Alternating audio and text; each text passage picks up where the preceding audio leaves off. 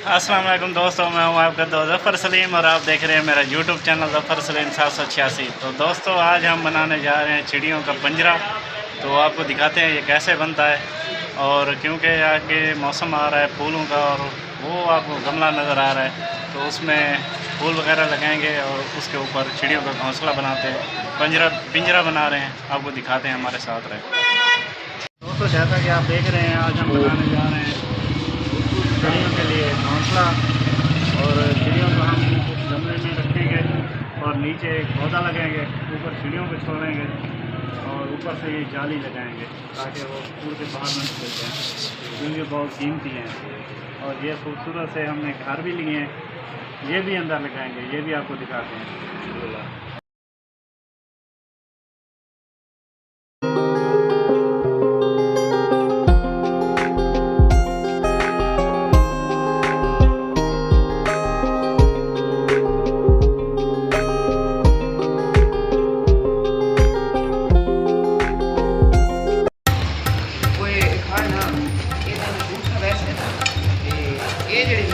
पड़ते वाला है दिखाई ना कि फिर उनके गड़ी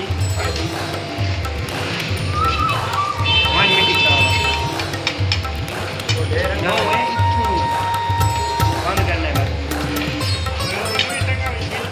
केड़ा पर वो टंगे ने कोई नहीं कोई चले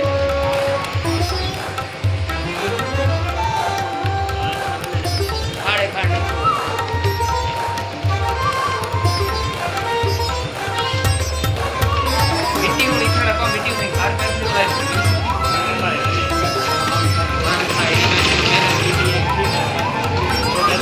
que no ves. Aquí